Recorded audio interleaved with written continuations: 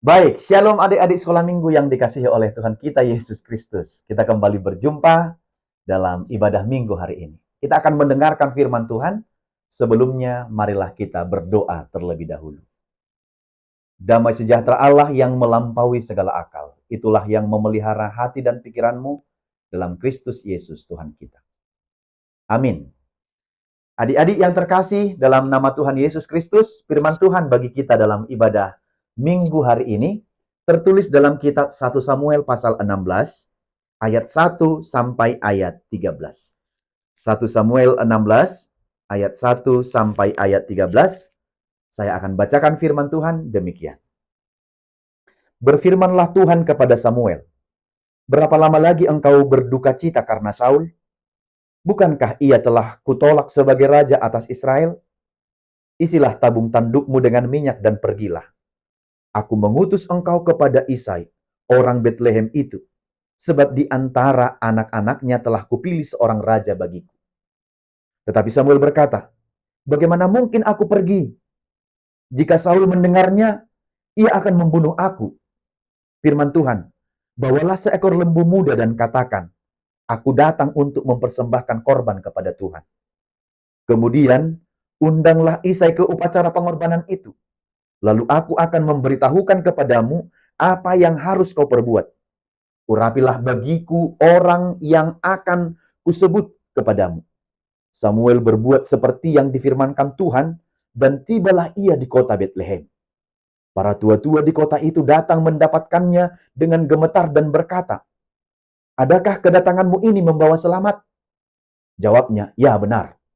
Aku datang untuk mempersembahkan korban kepada Tuhan. Kuduskanlah dirimu, dan datanglah dengan daku ke upacara pengorbanan ini." Kemudian, ia menguduskan Isa dan anak-anaknya yang laki-laki dan mengundang mereka ke upacara pengorbanan itu. Ketika mereka itu masuk dan Samuel melihat Eliab, lalu pikirnya, "Sungguh, di hadapan Tuhan sekarang berdiri yang diurapinya." Tetapi berfirmanlah Tuhan kepada Samuel, "Janganlah pandang parasnya atau perawakan yang tinggi, sebab aku telah menolaknya. Bukan yang dilihat manusia yang dilihat Allah. Manusia melihat apa yang di depan mata, tetapi Tuhan melihat hati." Lalu Isai memanggil Abinadab dan menyuruhnya lewat di depan Samuel. Tetapi Samuel berkata, "Orang ini pun tidak dipilih Tuhan." Kemudian Isai menyuruh Syama lewat. Tetapi Samuel berkata, "Orang ini pun tidak dipilih Tuhan." Demikianlah Isai menyuruh ketujuh anaknya lewat di depan Samuel. Tetapi Samuel berkata kepada Isai, "Semuanya ini tidak dipilih Tuhan." Lalu Samuel berkata kepada Isai, "Inikah anakmu semuanya?" Jawabnya, "Masih tinggal yang bungsu, tetapi sedang menggembalakan kambing domba." Kata Samuel kepada Isai, "Suruhlah memanggil dia, sebab kita tidak akan duduk makan sebelum ia datang kemari." Kemudian disuruhnyalah menjemput dia. Ia kemerah-merahan, matanya indah dan parasnya elok. Lalu Tuhan berfirman, "Bangkitlah, urapilah dia, sebab inilah dia." Samuel mengambil tabung tanduk yang berisi minyak itu dan mengurapi Daud di tengah-tengah saudara-saudaranya. Sejak hari itu dan seterusnya, berkuasalah roh Tuhan atas Daud, lalu berangkatlah Samuel menuju Rama. Demikian firman Tuhan. Adik-adik yang dikasihi oleh Tuhan kita Yesus Kristus, sesungguhnya Tuhan melihat hati, tapi manusia melihat rupa. Adik-adik, biasanya di sini kalau menilai atau melihat seseorang itu, pertama-tama dilihat dari apa coba? Pertama-tama dilihat dari penampilannya, dari fisik luarnya, dari tubuhnya, pakaian yang dia pakai, handphone yang dia pakai, apalagi, dan apapun yang dia kenakan. Lalu kita bilang, cantik kali dia ya, ganteng kali dia ya.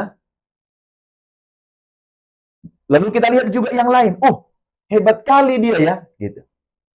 Nah, padahal yang seperti itu belum tentu sifatnya, belum tentu karakternya, belum tentu hatinya, belum tentu kemampuannya, dan belum tentu talentanya, atau apapun yang ada pada dia belum tentu sesuai dengan apa yang tampak secara luar. Oleh karena itu, ketika melihat penampilan yang keren, misalnya seperti artis-artis itu, atau yang kita lihat di TikTok itu, ya kan, keren, pakaiannya keren, sepatunya keren, tasnya keren, yang dipakainya keren, jam tangannya keren, handphonenya keren, begitu. Pakaiannya bagus, kita anggap itu sudah berakal budi, pasti ini sudah bagus ini nih, karena tampilan luarnya sudah bagus, gitu. Padahal ketika dia bicara, ngomongannya kasar-kasar, ngomongannya tidak punya sopan, tidak punya aturan, lalu kita tahu, bilang, nampaknya aja dia cantik ya, nampaknya aja dia keren ya, tapi omongannya jorok, tapi bicaranya tidak bagus. Akhirnya kita apa? Akhirnya kita tidak menduga kalau ternyata penampilan luarnya tidak sekeren penampilan dalamnya. Tidak sekeren hatinya, tidak sebagus hatinya, tidak sebagus jiwanya, tidak sebagus pikirannya. Maka kemudian kita, gak jadi laku ngefans sama dia. Gak jadi laku suka sama dia. Gak jadi laku meniru-niru dia. Karena cuman tampilan luarnya aja rupanya yang bagus. Sementara hatinya busuk, kotor, jahat. Gak bagus untuk ditiru gitu. Itu kalau orang melihat penampilan luar. Dan kadang-kadang adik-adik kalau hanya melihat tampilan luar itu kecewa gitu. Jadi kalau melihat sesuatu, adik-adik membeli sesuatu, kemasannya bagus, cantik gitu. Lalu ketika dimakan, gak enak rasanya. Kan kita menggerutu gitu. Apa sih ini? Bungkusnya bagus, tapi isinya gak enak banget gitu. Ya kan? Pasti ada yang seperti itu. Nah, adik-adik kita lihat di sini. Sebaliknya, ada orang yang berpenampilan luarnya tidak terlalu bagus, penampilan luarnya melemah, tetapi ternyata dia berpendidikan tinggi. Mungkin kurang keren lah dia kan, tampaknya, pakaiannya atau apalah itu gitu. Tetapi dia pintar, dia brilian, dia jenius. Dia ternyata dia bagus sikapnya, karakternya, cara ngomongnya, cara bicaranya bagus gitu. Sementara yang tadi itu yang kita bilang keren, omongannya tidak bagus. Ya, tidak pantas ditiru dan dicontoh sebagai teman bermain kita. Nah, itu artinya kita tidak bisa menilai orang hanya dari tampak luar saja. Jadi hati-hati ya adik-adik. Tetapi dari mana? Harus mengetahui sampai ke dalam hatinya. Seperti Tuhan tadi, Tuhan itu tidak hanya melihat rupa, tetapi dia melihat hati. Sampai bagaimana kemudian anak-anakku ini mencintai aku gitu. Menyayangi aku sebagai anak-anak Tuhan. Jadi tidak hanya tampilan luar, memang tidak masalah kalau tampilannya bagus, dia keren, dia cantik, dia ganteng, handsome, beautiful, no problem, tidak ada masalah. Yang penting hatinya juga bagus. Kalaupun misalnya dia kurang cantik, hidungnya sedikit kurang mancung, ya kan? Tapi paling tidak, bukan paling tidak, tetapi hatinya harus cantik gitu. Jadi, hatinya ini bisa menutupi kekurang cantikannya, kan gitu. Atau barangkali ada yang kurang cantik tapi hatinya juga tidak cantik, itu kan membahayakan. Ya kan? Jadi masih lebih bagus walaupun sedikit kurang misalnya ya, ada kan? Tapi padahal semua ciptaan Tuhan sebenarnya cantik, indah kan begitu ya. Tapi kadang ada orang-orang yang membeda-bedakannya gitu. Nah, oleh karena itu adik-adik demikian dengan firman Tuhan yang kita dengarkan hari ini. Nah, di sini dikatakan ini adalah tentang pemilihan dan pengurapan Raja Daud menjadi raja bagi orang Israel. Orang Israel itu kan besar, banyak gitu. Maka harus dipilih pemimpin untuk memimpin mereka. Kalau tidak ada pemimpinnya, lalu bagaimana kemudian mereka nanti? Maka Tuhan mengutus yang namanya Samuel. Samuel, pergilah engkau untuk memilih dan mengurapi raja bagi Israel. Kata Tuhan kepada Samuel. Nah, sebelumnya Saul itu yang memimpin Israel, tetapi dia melakukan kejahatan. Maka akan diganti karena kau berbuat jahat, maka kerajaan selanjutnya akan diganti dan akan dipimpin oleh pemimpin atau raja yang lain. Maka Tuhan memberitahukan, dan engkau harus memilih dari keturunannya Isai. Yang harus menjadi raja itu dari keturunannya Isai. Maka pergilah dia dan isilah tandukmu dengan minyak katanya. Isi minyak, tanduk ini kayak misalnya tanduk kerbau. Di dalamnya diisi minyak urapan. Untuk apa keperluannya adik-adik minyak urapan? Nanti untuk mengurapi raja. Kalau seperti sekarang, seperti untuk melantik. Tahu nggak melantik? Mensahkan, mengukuhkan. Sahlah kau menjadi raja. Jadi dulu itu dengan memakai minyak urapan. Kalau sudah dipilih, lalu diurapi dia, lalu disahkanlah dia menjadi raja. Nah, disuruhlah dia. Tuhan bilang, buatlah upacara pengorbanan dan undanglah Isai bersama anak-anaknya. Dan Isai ini punya 8 anak laki-laki. Siapa aja adik-adik? Anak laki-lakinya Eliab, Abinadab, Simeat, Syama, Nathanael, Radai, Ozem, dan Daud. Nah, undanglah itu katanya. Karena Tuhan akan memilih dari anak-anaknya Isai ini nanti yang menjadi raja bagi Israel. Maka dilakukanlah pemilihan oleh pemilihan raja-raja Israel dari anak-anaknya Isai. Maka inilah anak-anaknya itu, adik-adik. Perhatikan kemari. Lewatlah anaknya yang pertama.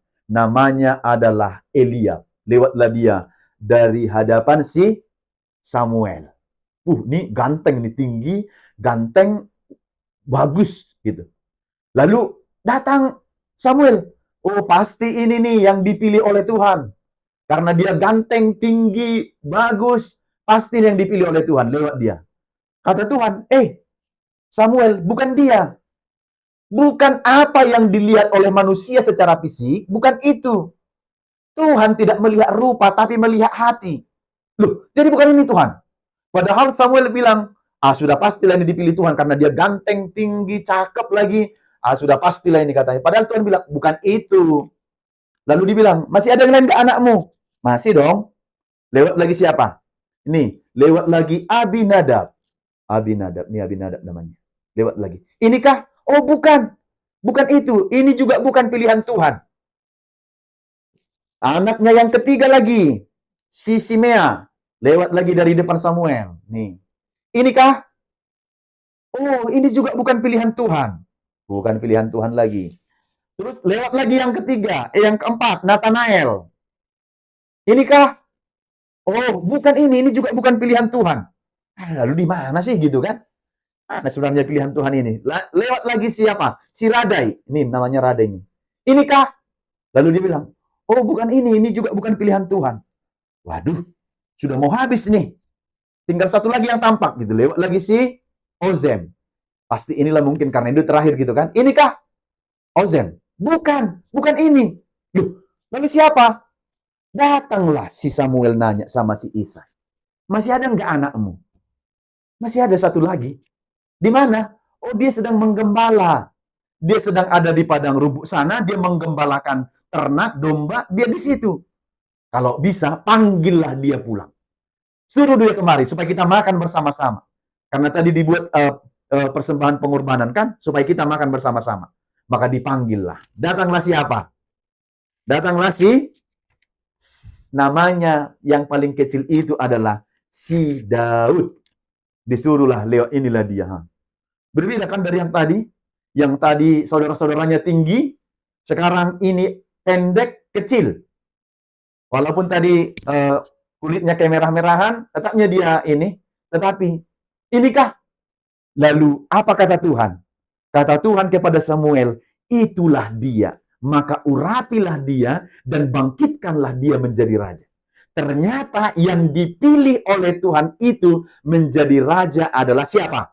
Si Daud. Daudlah dipilih menjadi raja. Bukan berdasarkan perawakannya, bukan dari tampilan luarnya, bukan dari postur tubuhnya, sebab dia lebih pendek dari saudara-saudaranya yang lain. Tetapi kenapa dia dipilih Tuhan? Karena Tuhan melihat hati, bukan melihat rupa. Nah, adik-adik yang dikasihi Tuhan, betapa dialah pilihan Tuhan. Jadi kamu jangan berpikir begini, apalah aku nanti bisa ya? Aku begini, aku begitu, nggak bisanya aku ngapa-ngapain. Gak adanya uang mamaku menyekolahkan aku, gak ada jangan langsung menyerah. Ya, kita punya Tuhan yang memelihara kehidupan adik-adik, yang menyertai kehidupan adik-adik.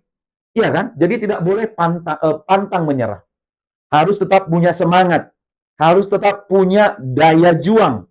Ya, jadi seperti tadi, dia dipilih, Dari beberapa saudaranya itu, akhirnya Daud yang dipilih. Bukan karena berdasarkan perawakannya, karena dia tinggi, bukan. Justru dia berbeda dari saudara-saudaranya. Tapi Tuhan melihat hatinya, bahwa Daud itu nanti adalah akan bisa menggembalakan bangsa Israel yang besar itu. Tadi emang bilang bagus juga kalau rupanya cantik. Hatinya baik itu sangat oke. Cantik, hatinya baik itu oke. Kalau kurang cantik sedikit, hatinya baik itu juga oke.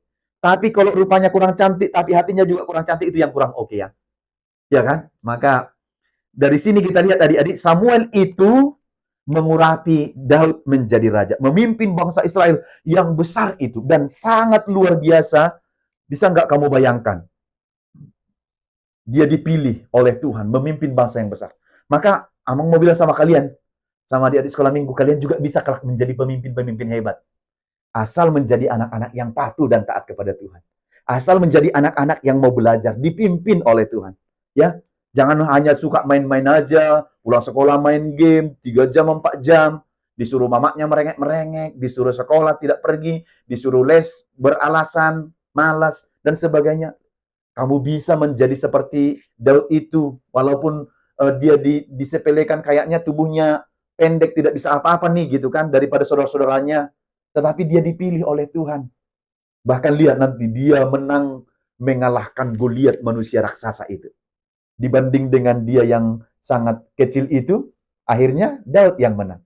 Jadi jangan sepele ya, jangan hanya melihat dari tampilan luar. Jadi asal hatimu selalu baik, ya, jaga dengan benar, rajin membaca Alkitab, mendengar firman Tuhan supaya tetap baik, maka Tuhan akan melihat umatmu. Jadi jadilah anak-anak yang tampilan tidak hanya tampilan luar aja yang perlu, tetapi juga tampilan dalamnya. Jangan seperti cuman artis-artis ditiru, gayanya, gaya joget TikToknya gitu kan, gaya-gaya buat ini dan itunya. Jangan cuman itulah. Tetapi hatinya juga harus diperbaiki. Harus oke, harus orang bisa memuji kita. Itu tuh baik dia tuh. Dia anak pintar itu, anak hebat itu gitu. Ya. Jadi yang perlu adalah kamu tetap menjaga hatimu, jaga hatimu. Itulah yang dilihat oleh Tuhan. Kalau manusia hanya melihat tampilan luarnya itu, ya, kebanyakan. Tapi ada juga melihat hatinya. Kau suka nggak sama ini? Suka. Kenapa? Dia baik. Ya, kita kan suka juga melihat orang baik kan? Maka jagalah hatimu supaya tetap menjadi anak yang baik. Sekali lagi adik-adik, lewat firman ini ada 3 hal yang Amang sampaikan sama kalian. Yang pertama, Tuhan melihat hati. Jadi Tuhan melihat hatimu. Nyanyian kita katakan, hati-hati gunakan tanganmu, karena Bapa di surga selalu lihat ke bawah. Hati-hati gunakan tanganmu, mulutmu, hatimu, lehermu, kakimu, semua hati-hati. Karena Tuhan melihat kita. Jangan sampai yang jelek kita kerjakan.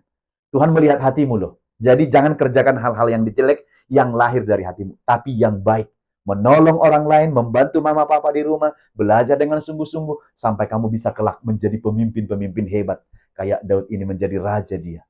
Dia melakukan banyak perubahan, ya kan? Baru yang berikut, bergaul dengan yang baik hatinya. Jangan dengan yang jahat. Ya, jangan dengan yang jahat. Bergaul dengan yang baik hatinya. Kalau yang jahat itu sekitar kita banyak kan? Tapi bergaullah dengan yang baik. Karena apa? Tuhan melihat kita.